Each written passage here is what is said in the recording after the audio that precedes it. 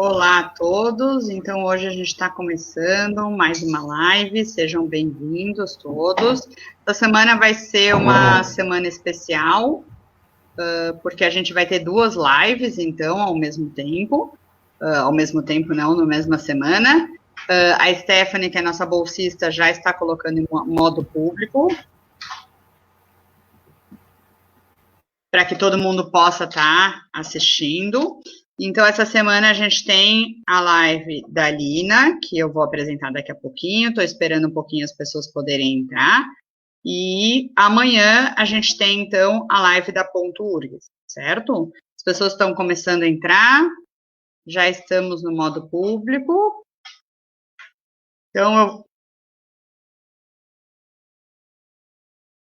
eu vou apresentar a Lina. A Lina já veio falar com a gente numa outra oportunidade, no momento presencial, e hoje a gente vai ter, então, o prazer de estar escutando ela no modo online, né, que não vai ser menos especial, né, pelo contrário, vai ser mais especial, porque essa palestra segue gravada no nosso YouTube, então, para quem não teve a disponibilidade de assistir, ou quem quiser divulgar ou assistir de novo, a palestra vai ficar no nosso YouTube, no YouTube da UNAP. Tá? Então, boa tarde a todos. Gente, é um grande prazer, Lina, ter você com a gente hoje.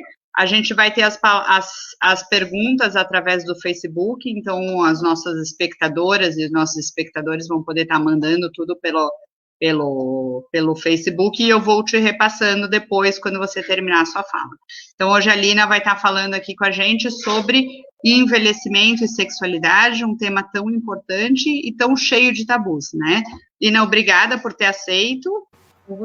Imagina, é um prazer estar aqui. Realmente, o presencial, ele tem um gostinho diferente, né? Eu gosto, principalmente nesse tipo de assunto, poder olhar o rosto de vocês, poder perceber o quanto está fazendo sentido ou não. Mas, já que, infelizmente, não é possível, a gente parte para a modalidade online, que mal ou bem foi um grande alívio, né, nessa pandemia toda, a gente, pelo menos, ter esse recurso para nos distrair, para continuar produzindo, para continuar ativo, né? Então, eu acho que é uma via que todos nós encontramos para poder se comunicar uns com os outros, né? Então, acho bem interessante essa modalidade.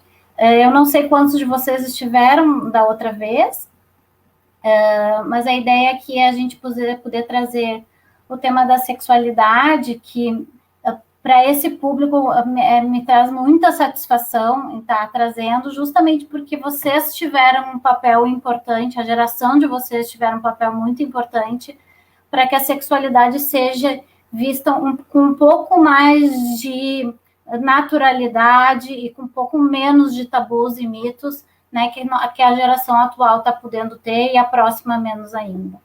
Então, eu sou muito grata à geração de vocês pela batalha, pela quebra de paradigmas, né, que trouxeram e puderam nos possibilitar a gente estar lidando, né, com sexualidade. Eu atendo em terapia sexual há quase 20 anos, né, e a gente vê a demanda, né, crescente, né, por uma mudança cultural no tratamento dessas questões sexuais que até então se sofria sozinho, né, se dividia com o máximo com uma amiga, com um médico, né, e não se fazia muito, né, com essa informação. Então, eu acho que realmente vejo uma mudança cultural, né, para poder aceitar a sexualidade como algo importante na vida e poder tratar também.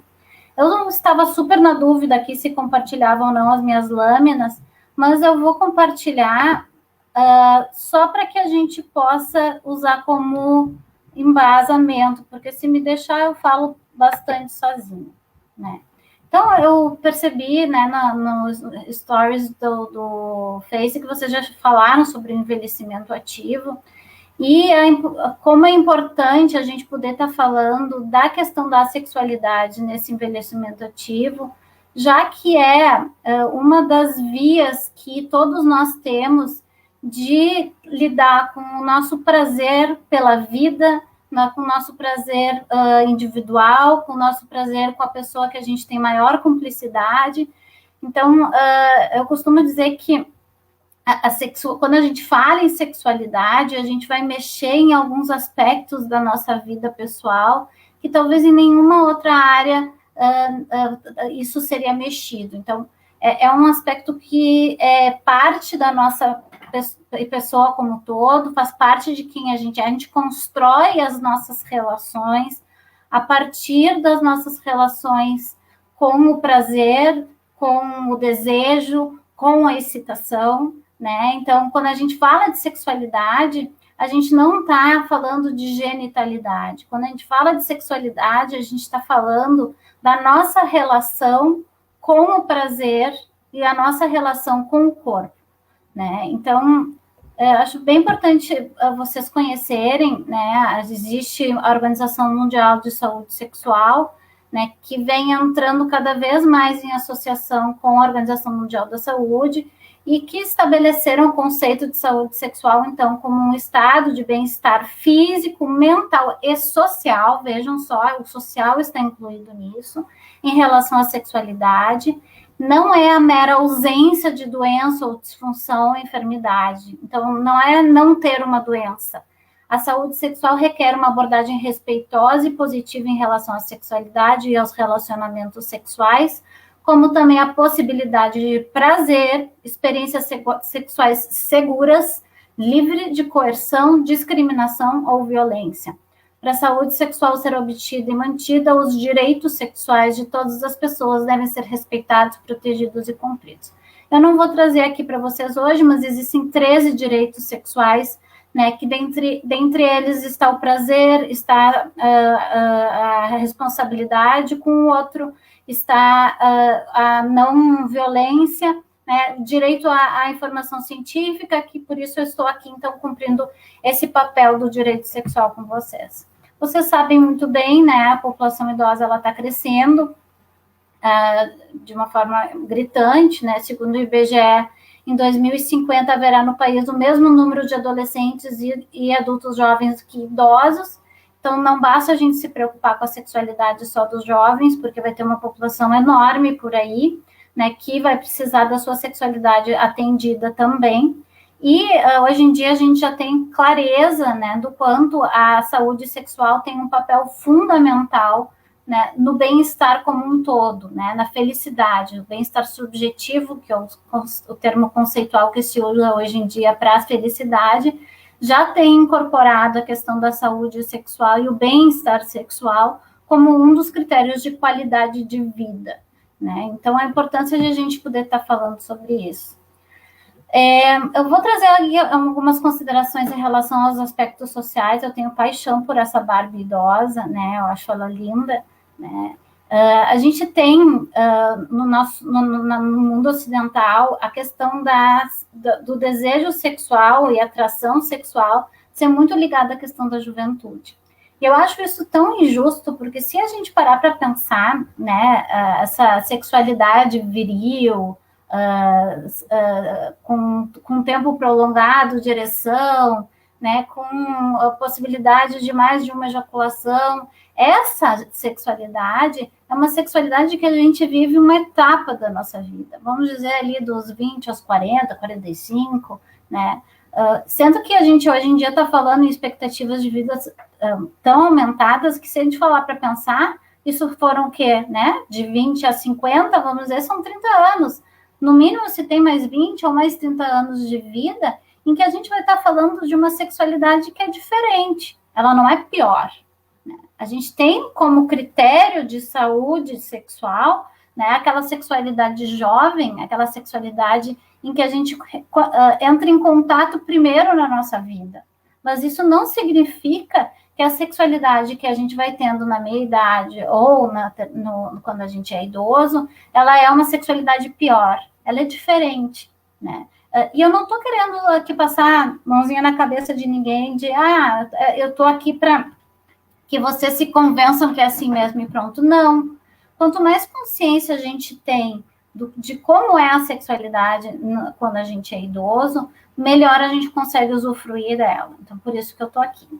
Então, a gente tem uma moral antiga de ignorância, né, em que o idoso ele não é sexual, né? A gente tem um senso comum, né, que o desejo sexual vai acabando com a idade e que o idoso não é um ser sexual, tanto que eu acho graça, né, que alguns filhos se atrapalham em saber, né, que seus pais mantêm a vida sexual ativa. É como se esse indivíduo com um aspecto, né, mais velho, né, não pudesse ter sensualidade, erotismo e sexualidade, né?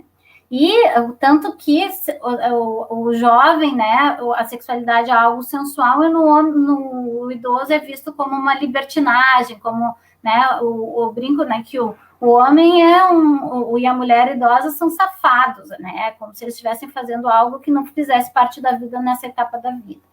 Então, essa questão, né, da expectativa de vida estar aumentando tanto, e com os recursos da medicina e recursos tecnológicos, é novo a possibilidade de se viver até uma idade tão longa, né? Então, isso é algo que a gente tem que aprender a discutir, porque também antes se morria muito mais cedo e essa questão não vinha à tona, porque era para um grupo muito restrito de sortudos, né, que viviam até uma idade mais avançada. Então, é um assunto que é importante de a gente estar sempre discutindo, né?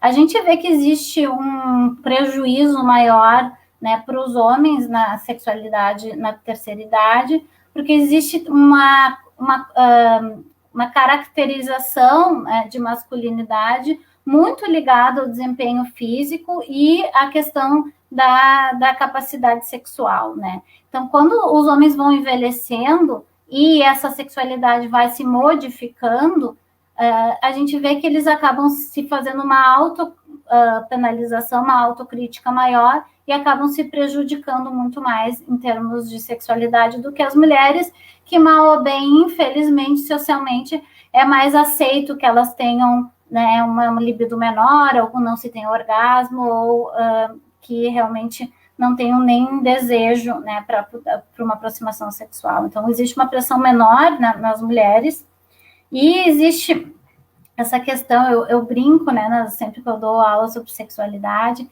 que o que seria do mundo se só os belos tivessem relação sexual? A gente sabe muito bem que não é isso que acontece, né? A gente vê gente que nem é tão bonita, mas tem uma sensualidade, um erotismo que exala e que o seu corpo físico não faz nenhuma diferença para a relação sexual ser prazerosa ou não, né? E eu digo mesmo em relação ao corpo mais envelhecido, né? Quem é que disse que apenas o corpo jovem pode ser sensual e erótico? As vivências, né, que esse corpo tem podem carregar com ele mesmo uma segurança, né, um conhecimento do seu próprio corpo, né? Tem uma série de outros aspectos. Existe até uma pesquisa que levantou os motivos por que as pessoas não tinham relação sexual, né? E o aspecto físico é apenas um deles. Inteligência, bom humor, intimidade, cumplicidade, uma história juntos, tudo isso leva também ao desejo sexual. Eu sempre trago essas imagens porque eu busquei imagens de idosos que se cuidam, né? E a gente pode ver o que acaba acontecendo muitas vezes é que os idosos acabam desinvestindo deles mesmos, né? E acabam se enfeiando por descuido e não por velhice, né? Então a gente vê, né, eu acho assim, esses todos homens e mulheres lindíssimos, né? Jane Fonda, por exemplo, é outra que se cuida, né? Então, assim, acho que a gente tem que cuidar um pouco com esse estereótipo jovem de beleza, enquanto a gente pode ver um outro tipo de beleza, né? Que é uma beleza mais madura, mas que tem o seu charme, né? Eu vejo charme nessas mulheres, eu vejo charme nesses homens, e que isso pode ser muito erótico e sensual, né? Eu trouxe aqui para a gente passar rapidinho sobre a evolução até o envelhecimento, porque a primeira coisa que eu quero que vocês saiam daqui hoje e passem para as pessoas que vocês convivem é que o principal fator que contribui para a saúde sexual no envelhecimento é uma sexualidade saudável antes.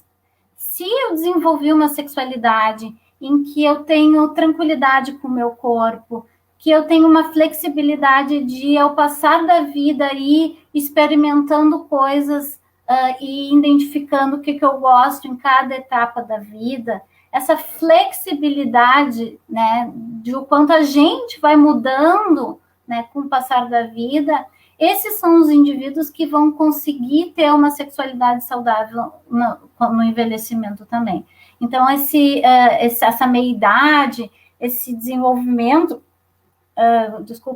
de uma vida regular de sexualidade saudável, ela é o principal fator para a manutenção da sexualidade, né, na terceira idade. Então, a gente vê que essa etapa, né, que os filhos começam a sair de casa, né, e que começa a sobrar mais tempo para esse casal dentro de casa, né, mais sozinho, né, a gente vê muitos casais se atrapalharem com isso, né, porque cumpriam uma função parental muito forte e, de repente, esse casal se enxerga novamente sozinho em casa e, inclusive, com possibilidade de manter mais relação sexual, mas às vezes estão tão distantes, né, porque se ocuparam tanto das suas vidas profissionais e com os filhos, que há um estranhamento nessa reaproximação, né? Então, existe uma necessidade desse casal se revisitar, né, poder se redescobrir, e alguns casais não conseguem, sentem que incomodam, ou que o outro vai ficar brabo, né? Há uma necessidade em diversas etapas da vida conjugal, né, desse rearranjo, desse conversar sobre, expor, né? Então, essa é uma etapa crucial, porque realmente é um momento em que esse casal vai ter que reinvestir na vida conjugal e reinvestir na vida sexual. A gente tem, na meia-idade, as questões da menopausa, que são reais, né? A gente não pode fazer de conta que elas não existem, né? Que com a diminuição de estrogênio vai ter uma série de modificações no corpo da mulher que trazem, às vezes, desconfortos, né? Que, se não forem atuados imediatamente, vão se acumulando experiências ruins, né? E isso vai fazendo com que o casal vai cada vez menos se afastando um do outro, para não proporcionar essa situação de dor ou desconforto. Nos homens também há uma diminuição gradual da testosterona, mas a gente vai falar um pouquinho mais sobre ela. E a gente vê, como eu estava comentando, esse sexo mais morno, o que é um pesar, porque é uma época em que esses indivíduos já estão mais seguros sobre si mesmos, já sabem, já têm segurança em relação à relação, credibilidade com a relação, já conhecem o seu corpo. Aí eu trago essa questão do desejo espontâneo, desejo responsivo, que eu acho muito importante, porque por muito tempo as mulheres se colocavam numa situação em que os homens buscavam sexualmente e elas, né, não buscavam muito e entendiam então que era diminuição de libido, né, que tinha um problema, que tinha o que a gente chama de desejo sexual hipoativo.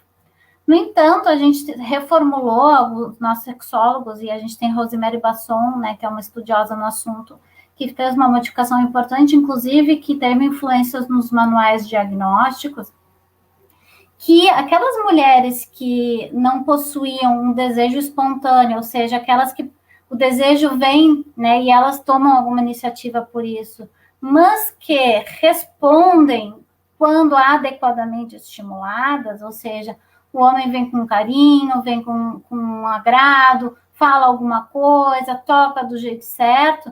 Se essas mulheres respondem a esses estímulos, elas não são diagnosticadas como uma mulher com desejo sexual hipoativo. São mulheres que possuem desejo responsivo. É claro que a gente tem que cuidar para não se acomodar nesse diagnóstico, porque algumas mulheres dizem, eu sou isso mesmo, eu nunca tenho desejo espontâneo, e aí o parceiro ou a parceira nunca vê o seu desejo, né? Nunca se vê desejado por essa mulher, porque essa mulher nunca tem desejo espontâneo. Então, a gente trabalha com esses casais que essa mulher possa aprender a perceber melhor o seu desejo e que, eventualmente, ela, por conta própria, possa ser ela quem tome a iniciativa. No estágio tardio da vida, a gente vê que realmente os filhos acabam fazendo apenas algumas visitas aos seus pais, né? A gente sabe que na meia-idade eles ainda vêm almoçar bastante, os filhos são pequenos, né? E aí trazem os filhos e ficam, as visitas são mais longas, né? Mas nessa etapa a gente vê que é realmente uma visita, né? E existe um papel mais periférico na vida dos filhos. É um período em que requer um companheirismo, há um cuidado mútuo, um interesse e uma cumplicidade muito grande por terem passado todos esses anos juntos, né? A gente tem a questão da aposentadoria, que provavelmente vocês já tiveram outras pessoas falando, né? O efeito que a aposentadoria tem quando não bem planejada, né? Na saúde mental, né? Desses futuros idosos. Então, essa perda do papel funcional, do status, da produtividade, não se vê mais produtivo, né? E a perda de muitos relacionamentos que eram significativos, como no trabalho, né? Que acabam entristecendo muito a vida dessas pessoas que não se preparam, que não são o caso de vocês, porque vocês estão na universidade, da terceira idade, ativos, buscando se renovar, né? Então, não é o caso de vocês.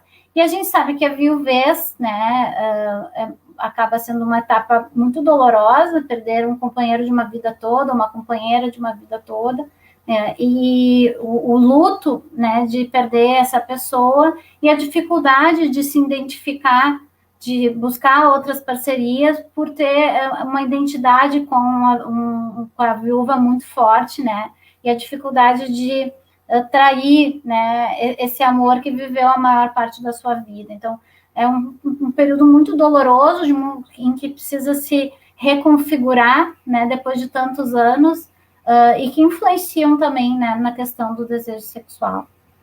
E a questão dos avós, né, eu vejo como tem gente que ocupa suas vidas sendo avô e avó, né, muitas pessoas, inclusive, abdicam de coisas suas, né, para poder ser avô e avó, né, o que é um perigo para o bem-estar e para a felicidade. A gente tem que ter, em todas as etapas da nossa vida, os nossos lazeres, os nossos prazeres, nossas necessidades reservadas, inclusive não deixar que os netos nos atropelem, né? E a questão mais além, né, a questão da doença e da dependência, que costuma ser um limitador muito desgastante, né? Agora, falando um pouquinho especificamente em relação aos aspectos emocionais da sexualidade no envelhecimento, é bem importante que a gente entenda que a sexualidade, ela não é apenas o ato, né, da penetração, o ato, né, que a gente tem como sexo, pura e simplesmente. Tudo que vem antes, durante ou depois é sexualidade, né? Desde uma mensagenzinha, né, lembrando que, né, que vai ter uma brincadeira de noite, ou que vão, como tá bonita, como te percebi, né, ele ou ela de uma forma sensual naquele momento, tudo isso é sexualidade. A demonstração de carinho, de amor, o toque no corpo, seja ele sexual ou não, esse erotismo sereno, né, também é sexualidade, né? E por que eu estou dizendo isso? Porque a gente tem esse, vamos dizer, esse erotismo do jovem, né, como parâmetro, e às vezes a gente não se dá chance para se apropriar do erotismo que vai surgindo a cada etapa da vida, né? Algo que me excitava em determinado período da vida pode não funcionar nas outras etapas.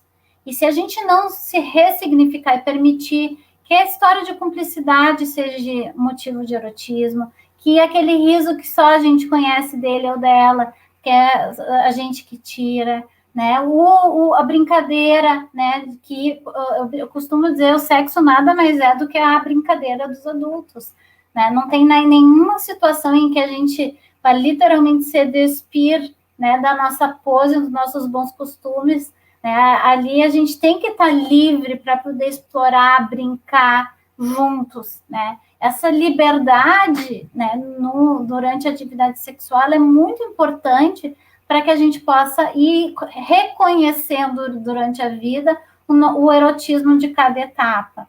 né? Se a gente se fixar naquele erotismo que a gente tinha aos 30 anos, a gente realmente vai ter uma tendência a poder ter uma sexualidade com problemas no futuro. Agora, se a gente tem essa liberdade, essa flexibilidade, não é fácil, né? Eu sei que não é fácil. A gente vê que muitas pessoas não se sentem como o seu verdadeiro eu naquele corpo, não se reconhecem, né? Existe um período até, a gente vê muito nessa coisa de deixar o cabelo branco ou não, né? Esse processo de deixar o cabelo branco e se reconhecer, né, com aquele cabelo branco, demora, leva um tempo, né? A gente vê muitos sentimentos ambivalentes acontecendo no envelhecimento, e a gente vê que algumas pessoas não sentem que ter interesse sexual nessa idade é adequado. O próprio idoso se recrimina por sentir necessidade, eventualmente, de fazer o uso da masturbação. Ah, é uma velha fazendo essas coisas, né? A gente ouve muito isso. Como a Organização Mundial da Saúde coloca, a sexualidade ela é em todas as etapas da vida. E a gente tem uma preocupação com a sexualidade também do idoso, porque é algo, sim, que é considerado adequado, é algo, sim. E digo mais, eu acho que é um grande recurso para reativar, né, a nossa sensação de busca de prazer, inclusive para outras coisas, né? A gente lembra como é bom fazer uma coisa que outra e nos dá um ânimo, né? Então, por isso que eu digo que quando eu falo em saúde sexual, quando eu falo em postura, né, em relação à sexualidade, é uma postura que eu estou falando em relação à vida, não é só em relação ao sexo, né? E ter uma vida sexual saudável dá ânimo para a gente buscar saúde, prazer e em outras áreas da nossa vida também. Então, a gente vê que alguns casais entendem as iniciativas sexuais do parceiro como manifestação de pena, isso é muito perigoso. E a gente vê com o advento, né, do Viagra, Levita, Cialis, né, essa discrepância entre os interesses, né, os homens com a medicação acabam tendo uma possibilidade, uma ereção de qualidade, e eventualmente essa parceira não está tendo o mesmo ritmo, né, de desejo sexual do que esse parceiro. Então, acho algo que as mulheres ainda não encontraram um recurso para elas, para poder se sentirem mais desejosas e com a genitália mais responsiva, né? Então, a gente pode lidar com uma série de questões. E a gente tem também, não pode negar, que existem as doenças físicas, que eu nem entrei aqui, eu vi uma lâmina sobre isso, né? Uma lista enorme de doenças físicas que trazem prejuízo, né, na questão da sexualidade, problemas de tireoide, diabetes, né, as medicações hipertensivas. A gente sabe que tem uma série de medicações que vão ter um efeito na sexualidade e o empenho em manter o erotismo mental vai ser muito maior, né, para esses indivíduos. A gente sabe, por exemplo, que alguns homens têm a diminuição de testosterona, e isso sim é um fator, mas ao mesmo tempo a gente vê homens com o mesmo nível de testosterona que conseguem manter o desejo sexual, né? Então, existem outros fatores além das hormonais, tanto para os homens quanto para as mulheres, que têm um efeito muito importante na manutenção da vida sexual. A gente vê uma série de estereótipos muito rígidos, né, em relação ao sexo e envelhecimento, né? Existe essa fantasia de que ele já é velho, não vai mudar, né? Que são rígidos, incapazes de crescimento e mudar. Eu acho isso um risco muito grande. A gente sempre é capaz de mudar, a gente é sempre capaz de investir numa sexualidade mais prazerosa e mais saudável. Né? É como se os idosos fossem hipocondríacos, estão sempre querendo achar problemas, né? Entendem eles como antiquados, improdutivos, desocupados, senis, assexuados, e sexo nessa fase da vida é visto às vezes como algo perverso ou antinatural. Né? Eu já atendi casais que tiveram relação um dia antes de falecer. Né? Então, assim, a gente pode literalmente manter a vida sexual até a morte. Né? E o sexo, então, ele é muito importante pelo prazer, mas principalmente pela intimidade, pelo sentimento de intimidade. e essa influência na satisfação com a vida.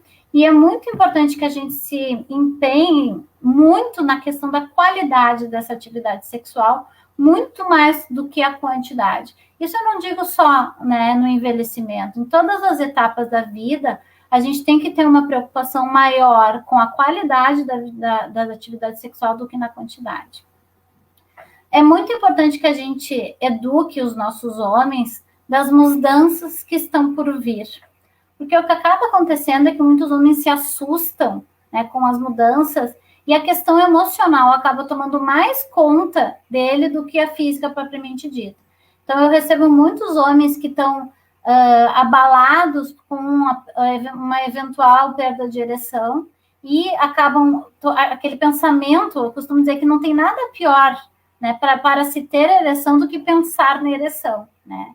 E quando um homem perde 1 ou 2 ou 3 vezes a ereção, ele vai para a relação sexual pensando, vou ter ereção, não vou ter ereção, vou ter ereção, não vou ter ereção. E ele perde o foco naquilo que realmente vai fazer com que ele tenha ereção, que é a situação sexual, a parceira que está ali, a fantasia que vem à cabeça dele, né? Então, a gente tem que fazer uma mudança de foco de pensamento para que esses homens possam voltar a investir naquilo que realmente excite, né? A gente vê um declínio gradual da função da gônada, então existe uma diminuição na produção de esperma, uma diminuição de testosterona e os andrógenos relacionados. E por muito tempo, tanto o homem quanto a mulher, a gente vê muitas mulheres também cobrando, né, os seus parceiros, identificando a excitação como o tamanho da rigidez que tem o pênis. E a gente sabe que a coisa não é tão matemática assim, né? Tem homens que às vezes estão extremamente excitados e que o seu pênis não está com uma ereção 100% como ele gostaria, né? Então, tanto que uma coisa que é super importante da gente saber, né? Com o envelhecimento, vai ser necessário um estímulo direto do pênis para que haja uma ereção suficiente para uma penetração. Então, a maioria dos casais não permitem, o homem não permite ser tocado se não estiver com seu pênis rígido, né? Há um constrangimento em ser manipulado, né, pela sua parceira se esse pênis não estiver rígido. E isso é um grande erro, né? A gente tem que poder incorporar, né, o tocar no pênis ainda não enrijecido desde sempre, para quando o envelhecimento acontecer, isso faça parte do jogo erótico como mais uma forma de estímulo, né? Eu vejo muitos casais que só vão passar a tocar no pênis flácido quando realmente foi necessário, e em vez de fazer disso uma brincadeira que sempre aconteceu, o que facilitaria muito, né, quando a gente envelhece. Então, há essa suspeita, não, isso aí não está rígido porque ele não está me querendo tanto assim, né? E às vezes não, às vezes há excitação, há o desejo, mas infelizmente a ereção às vezes não está 100%, está 70%, né? E aí já há um certo constrangimento por não estar 100%, e sendo que 70% poderia ser o suficiente para iniciar uma atividade sexual e daqui a pouco esse pênis vir a ter 100%, na penetração. Então, existe esse mal-estar, né, com um pênis que não está totalmente rígido. E existe essa confusão muito grande, então, da resposta fisiológica e seu mérito. Então, como se a ereção significasse o tamanho do desejo. A gente sabe que há uma incidência de disfunções sexuais praticamente triplica após os 50, e eu digo para vocês que a parte emocional, mesmo naqueles que têm alguma questão orgânica, a parte emocional sempre está envolvida, né? Isso não sou eu que estou dizendo, são os urologistas que dizem, né? A disfunção erétil, ela é muitas vezes secundária à inatividade sexual decorrente de doenças físicas ou imperativos sociais culturais. Então, às vezes, teve alguma questão que ficou mais imobilizado por um tempo, não pôde ter atividade sexual por um período, e aí esse constrangimento, eu digo, a gente fica desajeitado, né? Assim, há uma atrapalhação, né, para se retomar a atividade sexual. Agora, se sempre existiu essa intimidade, essa brincadeira entre o casal, eles conseguem mais facilmente retomar. Muitas vezes as mulheres entendem as mudanças como desinteresse por elas, por não serem atraentes ou excitantes. Muito focado nesse estereótipo de beleza, né? E sendo que a gente vê muitos homens, né? Eu, esses tempos conversei com um que tinha adorava a mulher dele, né? Assim, achava ela linda, ela nem era uma grande coisa, mas ele achava ela muito linda. Às vezes entendem que é melhor não tocar no pênis para não frustrar, como a gente comentou. Então, vamos deixar claro aqui o que acontece, né, nesse envelhecimento. Primeiro, a ereção. O tempo para se conseguir, ele aumenta. Então, o investimento para se ter uma ereção de qualidade, ele é maior, né? Alguns casais, eles investem um pouquinho, não conseguem, para não se frustrar, já interrompem e não estimulam mais. Então, é importante que entenda que essa ereção, ela é possível, no entanto, o tempo para investir para essa ereção, ele vai aumentando com a idade, e uma vez que ela é alcançada, é possível mantê-la por um bom período. Então, ela vai demorar minutos para poder ter uma ereção, ao invés de segundos. A ejaculação, as contrações, a duração e a intensidade são menores, então menor quantidade, e a força da expulsão ejaculatória é reduzida. Isso os homens percebem, né? Essa força para ejacular ela é menos intensa, mas isso não significa em absoluto que a qualidade do orgasmo ela é menor. Então, assim, o homem não tem que se sentir como deficiente por ter uma força ejaculatória menor. Essa detumescência, que é voltar ao estado flácido do pênis, após a ejaculação, ela é mais rápida, né? E esse período refratário, o que é o período refratário? Os homens, quando ejaculam, eles precisam de um tempo até conseguir ter uma nova ereção. Quando o jovem, né, quase não se perde a ereção, né, ou se recupera quase que imediatamente, mas a gente sabe que com o envelhecimento pode demorar até 3 dias. Então, quando se ejacula, a gente não pode exigir, né, desse homem idoso que ele tenha uma nova ereção, porque ele não vai ter capacidade física, né, de estar fazendo isso, né? Então, assim, esse período refratário que a gente chama após uma ejaculação, ele aumenta, né? Alguns homens não sabem disso e ficam na esperança de ter uma nova ereção rapidamente, sendo que o seu corpo não consegue mais. Então, é preferível que se invista na relação sexual por um tempo, para que possa ter uma relação com orgasmo satisfatório, né? E saber que depois disso fica mais difícil de ter uma nova ereção. Uma coisa que é importante que acontece é que há uma menor necessidade de ejacular, né? Então, pode acontecer de ter relações em que esse homem não sentiu necessidade de ter uma ejaculação. E a possibilidade de ter relações sexuais sem precisar chegar ao orgasmo ou ejacular, né, ela tem que ser uma possibilidade desde sempre, mas nessa etapa mais ainda. Então, assim, o brincar, o se tocar, o se acariciar, o fazer, sei lá eu o quê, né, ele tem que fazer parte, mas não objetivando necessariamente o orgasmo, e sim objetivando aquele momento de troca, de carícia, de estímulo, de prazer, né? Se o orgasmo ou a ejaculação acontecerem, ótimo, mas se não, é tão prazeroso ter esses momentos também.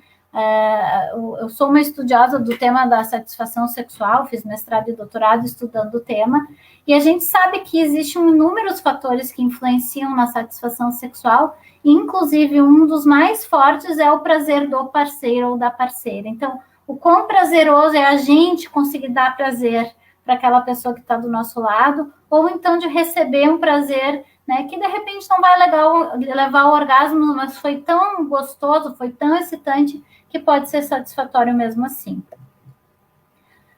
Então, a principal causa das disfunções sexuais, né, nos homens é esse medo, é o medo de perder a ereção. O medo não é que esse homem necessariamente tenha motivos para perder a ereção, mas o medo faz com que ele perca a ereção. Então, a gente tem que cuidar muito para esse medo não acontecer. E essa questão da desinformação. não ter essas informações que eu acabei de passar para vocês e saber o que esperar, faz com que a frustração tome uma proporção muito maior do que devia. E a gente sabe que o pênis é muito o barômetro das sensações do homem e rapidamente reflete sua disposição emocional. Eu costumo dizer que eu tenho homens no consultório que só procurariam terapia, né, por causa do problema sexual. Então, a importância de a gente ouvir essas queixas sexuais. As ligações nervosas, elas são muito sensíveis às nossas emoções, então, a nossa resposta eretiva e de orgasmo, ela é reflexa, né? Então, ela precisa ter o nosso sistema nervoso central, nossas emoções, nossos pensamentos favoráveis, né, para a sexualidade. Então, os homens ficam muito mais preocupados com as suas ereções, com as suas ejaculações, do que com o prazer. As parceiras, elas às vezes também não estão respondendo sexualmente, e isso pode levar a um desencanto e levar a uma disfunção erétil, porque não tem parceiras participativas e colaborativas, né? Elas estão ali por uma obrigação conjugal, muito mais do que por prazer. E a exigência de esposas que respondem sexualmente pode levar ao sentimento de incapacidade ou desinteresse, ou seja, tem parceiras muito desejosas e eles eventualmente estão perdendo a ereção e acabam se sentindo incompetentes e insatisfatórios, né? Nas mulheres, as questões, os efeitos sexuais, eles são menos visíveis, no entanto, não menos prejudiciais, né? Essa diminuição na pós-menopausa do estrogênio acaba diminuindo a lubrificação vaginal, ela é mais lenta e em menor quantidade. O que a gente tem que poder fazer uso dos lubrificantes que tem para vender por aí, né, com tranquilidade, não traz efeito nenhum, eles podem melhorar em muito a qualidade da relação sexual. Então, eu vejo algumas resistências, né, de ir até a farmácia, tem até no Zafari, né, algum lubrificante, o que é uma pena, porque pode trazer um benefício muito grande. E essa secura vaginal, ela pode causar dor e desconforto. A pele fica mais fina, né, e mais facilmente pode haver alguma fissurinha que pode incomodar. Então, o lubrificante, ele ajuda muito, né, para que possa deslizar melhor e aí, então, roçar menos e atritar menos a pele diretamente, podendo gerar dor ou algum desconforto vaginal. Muitas mulheres avaliam seu grau de excitação através da umidade vaginal, que é um erro absoluto, né? A gente sabe que tem mulheres que, inclusive, tem muita lubrificação e, às vezes, nem estão com tanto desejo assim, e mulheres que têm muito desejo e que, em termos vaginais, elas não estão tendo uma lubrificação tão grande assim. Existem inúmeras alterações específicas na anatomia, as paredes ficam finas, menos elásticas, uma cor mais pálida, pode haver atrofia vaginal de mulheres que, eventualmente, não estão tendo vida sexual com regularidade, com algumas paredes mais frágeis, né? Então, importante, uma coisa muito importante, as mulheres não perdem a sensibilidade clitoriana, apesar desse volume ser um pouco menor e da excitação não ser tão visível. Então, assim, as mulheres mantêm a sua capacidade de orgasmo, é importante que as mulheres entendam isso, todas nós somos capazes. O que a gente sabe é que muitas mulheres nunca tocaram nesse clitóris, né, não têm intimidade com o seu clitóris, né, e acabam não tendo, nessa idade também, se sentindo à vontade disso. Alguns aspectos emocionais, por se verem desinteressantes, elas acabam se descuidando da higiene e da beleza. Uma coisa super importante, a gente perde a capacidade olfativa. É importante que a gente saiba isso desde jovem, porque a gente vai achar que a gente não está com cheiro e a gente está. Por isso que a gente vê alguns idosos, não, mas eu tomei banho, e não percebe que está com um cheirinho ruim, né? Porque a gente também vai perdendo a capacidade olfativa. Então, é super importante a gente saber desde já. Descuidam da beleza, se vestem com qualquer roupa, e aí realmente vão ficando desinteressantes, né? Por perderem certa capacidade olfativa, não percebem os cheiros, e às vezes a morte da pessoa amada, aposentadoria, estresse, problemas com dinheiro, que a gente sabe que são bem comuns, o tédio com a rotina, tudo isso pode influenciar. Então, de um modo geral, há uma diminuição da intensidade da vasocongestão, tanto dos homens quanto das mulheres. Não se observa mais tanto aquele rubor, aquele vermelho no rosto ou sobre os seios. E a mama também não tem tanta alteração durante a vida sexual. No entanto, tanto para os homens quanto para as mulheres, a ereção do mamilo se mantém. Então, é importante que a gente entenda que, de um modo geral, o desejo sexual das mulheres, apesar de menor intensidade, ele se mantém, né? Pode ser menos frequente, menos intenso, mas ele se mantém. Então, vamos dar vazão para esse desejo que há por aí. O clitóris não perde a sensibilidade. A região labial, ela tem uma resposta diminuída. Os grandes lábios, os pequenos lábios não ficam mais tão inchadinhos como ficariam quando mais jovem. A vagina, ela fica mais atrofiada, mais fina, né, podendo ter contrações orgásmicas com menor número. A gente vê muitas dispareonias, que são dores na relação. As contrações orgásmicas, para algumas mulheres que estão com essa vagina mais atrofiada, pode ser mais dolorosa. E essa vagina fica mais irritável, infectável, em função desses atritos não lubrificados. Então, a mulher, por perder a capacidade reprodutiva, ela muitas vezes perde a motivação para o sexo, outras ganham motivação para o sexo, tá? Então, a capacidade de obter orgasmo é mantida, porém, essa intensidade do orgasmo, ela diminui. A gente vê muito comum, né, os sonhos eróticos e alguns orgasmos múltiplos. E na mulher, a gente não tem, então, esse período refratário, ou seja, ela é capaz de reiniciar a atividade sexual, né, imediatamente depois. Então, de um modo geral, tá, a gente tem algumas causas que levam às disfunções sexuais, e a gente sabe que só o diagnóstico da disfunção sexual ele não é suficiente. Precisa haver um desconforto, né, um mal-estar em relação a isso. Se a pessoa está confortável com aquilo, a gente não tem um diagnóstico. Se a pessoa não gera sofrimento para ela não ter mais desejo sexual, a gente não tem diagnóstico. A gente não tem que julgar os outros não deveriam ter, tá? Isso é uma coisa bem pessoal. E a ignorância, então, em relação a essas modificações é um dos principais fatores. Encontram conforto em saber que as modificações são normais, as pessoas se aliviam saber. A questão da monotonia, da rigidez. Eu digo que é costume, porque os casais que se conhecem, eles, de um modo geral, eles já têm um script meio pronto. Eles começam assim, depois fazem assim, depois fazem assado.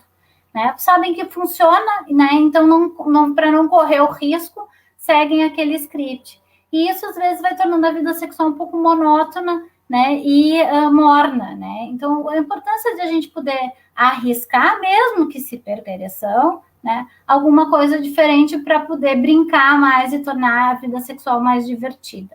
Né? A questão de comer excessivamente, né, tradicionalmente um programa romântico é sair para jantar e depois, né, e ter relações. Não tem nada mais contraproducente. A região, a irrigação está toda para fazer a digestão, então não sobra muito sangue para a região genital. Então, é preferível que se tenha relação antes de sair para jantar, né? O medo do desempenho, a viuvez, né? E a questão de alguns casais usarem o sexo como uma forma de penalizar o outro. A gente tem tratamentos psicoterápicos para lidar com isso tudo, mas a gente sabe que os determinantes orgânicos a gente tem que tratar, porque a gente não vai ajudar em nada se tiver uma questão orgânica. Reposição hormonal quando necessário. Hoje em dia existe laser genital que melhora a qualidade da parede vaginal, né, de uma forma importante. Fisioterapia pélvica, algo bárbaro que a gente tem evoluído, né, para deixar essa região irrigada com os vasos sanguíneos ativos, né? Então a gente deveria, todas nós, né, fazer exercícios perineais para, primeiro, não perder a urina, né? Segundo, para manter essa região ativa e ativada. A gente tem que trabalhar com a extinção do medo, dessensibilização, a questão do relaxamento, uma coisa muito importante que a gente trabalha. De novo, estímulo direto do pênis, a questão de desobrigar o orgasmo é algo muito importante. e a questão da flexibilização e experimentação. Para prevenir, a gente tem que ser franco, né, com amor, manter a vida sexual frequente desde a vida adulta, esclarecer suas dúvidas e aceitar as limitações, aprender a utilizar as diferenças e as mudanças.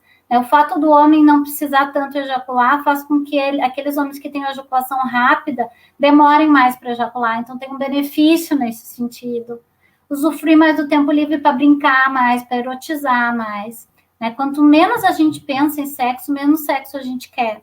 Então, a gente tem que poder pensar em sexo, erotizar a relação, ter clareza da cena sexual que funciona para nós. Um fator muito importante, além da relação, é a gente conhecer o filmezinho erótico que funciona para cada um de nós. A gente tem que ter clareza da fantasia sexual, que a gente pode, eventualmente, incrementar um detalhe ou que outro, não precisa da cena completa, mas às vezes só uma notícia daquela cena que faz com que a gente resgate a nossa fantasia na cabeça só a partir daquela dica, né? Então, exercício físico, alimentação saudável, bom sono, manter uma rede de convívio social e fazer uso da masturbação individualmente quando houver a necessidade. Fazer o uso saudável dos Viagra Cialis. Gente, Viagra Cialis não dá desejo. Se não houver desejo, não vai adiantar nada tomar essa medicação. A medicação, ela ajuda na qualidade da ereção. Se não houver um estímulo adequado, essas medicações não vão adiantar, né? Então, tem algumas pessoas que tomam medicação achando que vai melhorar o desejo, só que, né, acaba não funcionando porque não teve a situação adequada para isso. A gente tem um número absurdo, né, no Rio Grande do Sul do aumento do HIV/AIDS na terceira idade. Então, infelizmente, se for situações eventuais, é importante o uso da camisinha. O Rio Grande do Sul está batendo os recordes. E a questão da desmitificação do uso da masturbação. Então, a Kaplan, que é uma grande estudiosa da sexualidade, ela coloca que os homens ficam mais parecidos com as mulheres no comportamento sexual pelo fato que o ambiente e a fantasia tornam-se mais importantes para fazer amor e há relativamente menor preocupação com o orgasmo. Aí eu trago esse poema da Adélia Prado para finalizar, que eu acho que ilustra muito isso tudo que eu estou trazendo para vocês. Todos nós vamos envelhecer. Querendo ou não, iremos todos envelhecer. As pernas irão pesar, a coluna doer, o colesterol aumentar. A imagem no espelho irá se alterar gradativamente e perderemos a estatura, lábios e cabelo. A boa notícia é que a alma pode permanecer com o bom humor dos 10, vício dos 20 e o erotismo dos 30. O segredo não é reformar por fora, é, acima de tudo, renovar a mobília interior, tirar o pó, dar brilho, trocar o estofado, abrir as janelas, arejar o ambiente. Porque o tempo invariavelmente irá corroer o exterior. E quando ocorrer, o alicerce precisa estar forte para suportar. Erótica é a alma que se diverte, que se perdoa, que ri de si mesmo e faz as pazes com a sua história, que usa a espontaneidade para ser sensual, que se despe de preconceitos, intolerâncias e desafetos. Erótica é a alma que aceita a passagem do tempo com leveza e conserva o bom humor apesar dos vincos em torno dos olhos e o código de barra acima dos lábios. Erótica é a alma que não esconde seus defeitos, que não se culpa pela passagem do tempo. Erótica é a alma que aceita suas dores, atravessa seu deserto e ama seus pudores. Aprenda. Bisturi algum vai dar conta do buraco de uma alma negligenciada anos a fio. Eu termino com esse poema realmente acreditando que é possível ter uma sexualidade saudável, prazerosa e diferente da dos 30, diferente da dos 40, mas certamente trará essa satisfação, pode trazer esse prazer e esse bem-estar. Eu termino por aqui, eu não sei se vai dar tempo para perguntas.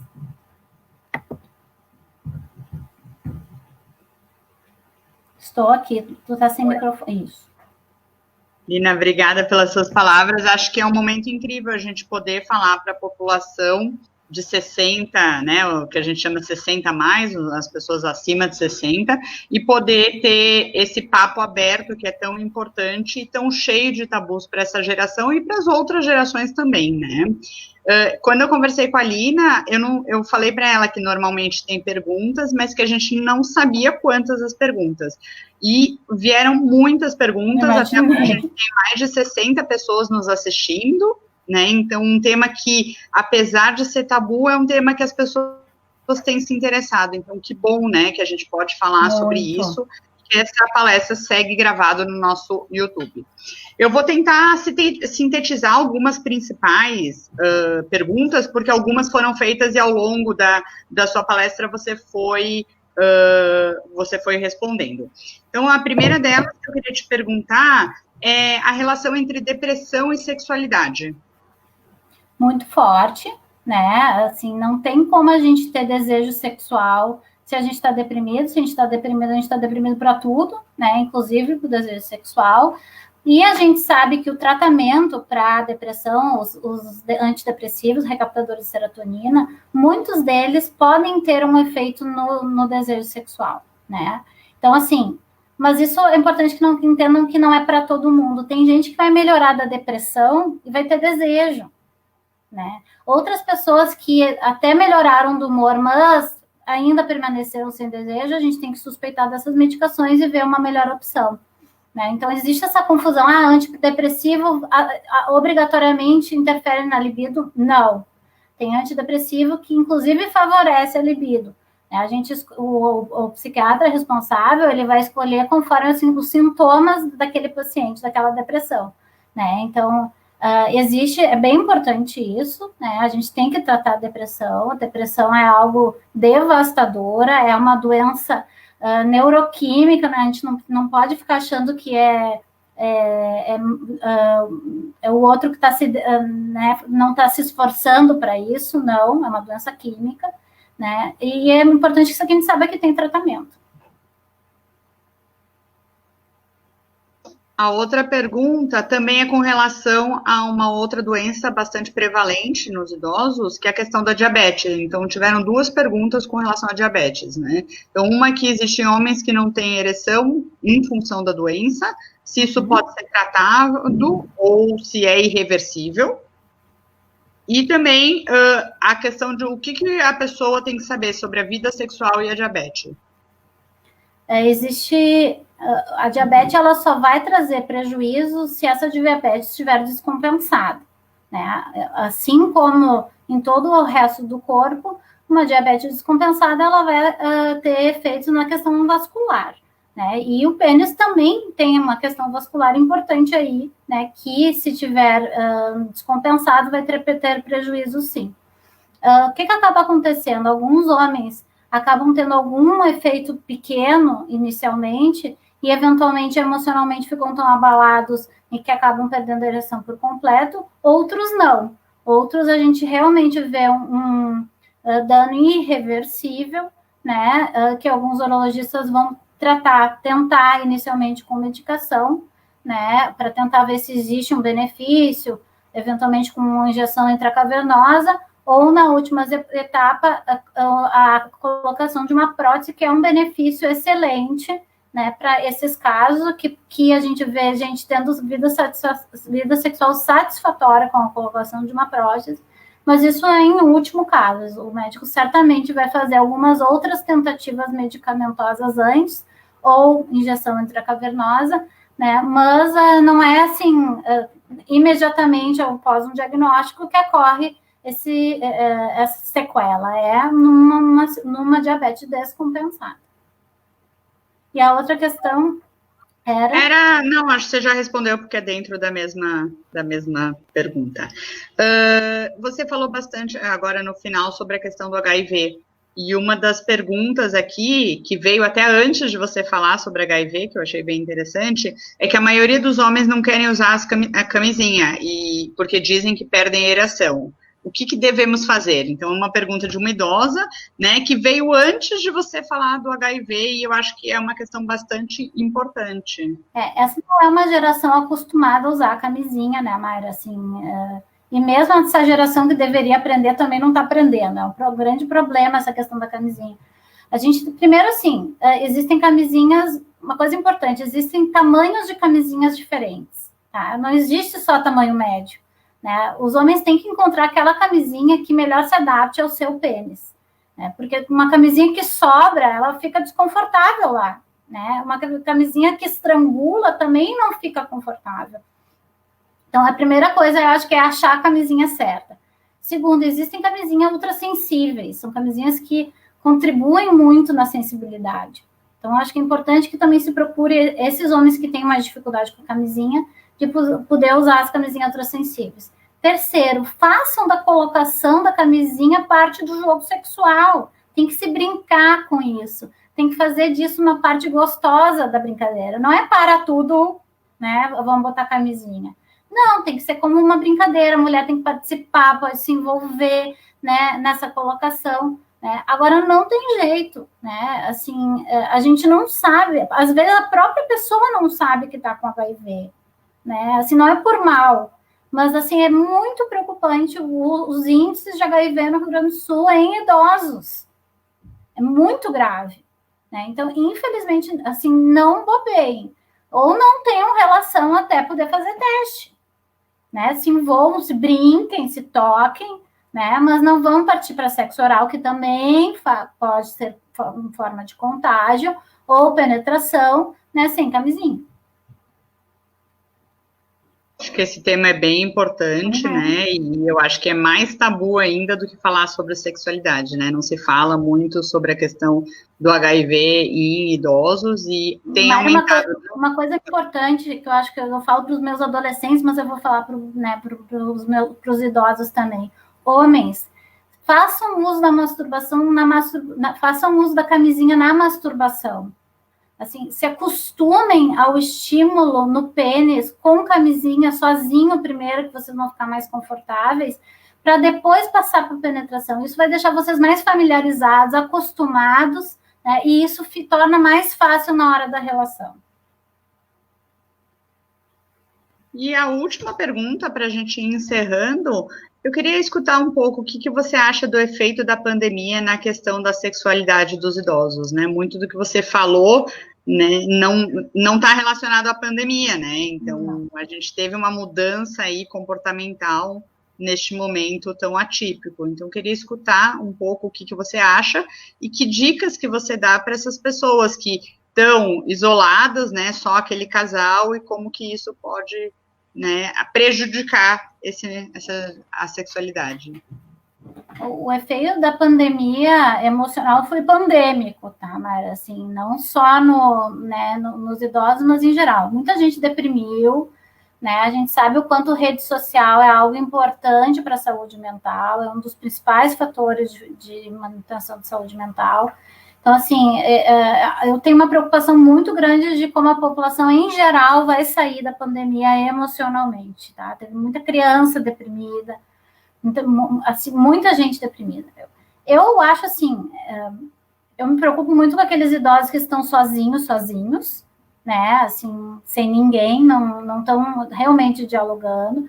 Acho que tem que usar, sim, a internet para conversar, para dialogar, mas também de aproveitar esse momento para poder investir em descobrir de novo a sua sexualidade individual, né? De poder ver séries, filmes que tenham o tema da sexualidade e que possam identificar para si mesmo, isso eu curto, olha, aquilo ali mexeu comigo, né? De poder ver temática, porque assim, é importante quando a gente fala em fantasia sexual que a gente entenda que aquilo que a gente tem no nosso mundo da fantasia não necessariamente quer dizer nada sobre nós fora da cena sexual.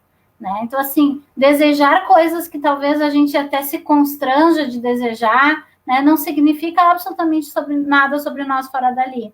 Então, de ter esse período de autoconhecimento, né, para aqueles idosos que estão sozinhos, né, e descobrir a partir de algumas fontes, vídeos, filmes, existem audiobooks hoje em dia com histórias contadas, E para os idosos que possuem uma parceria, né, de poder aproveitar não só para manter relações sexuais, mas para conversar. É um bom momento para a gente aproveitar e ter tempo para conversar sobre coisas que fazia muito tempo que a gente não conversava.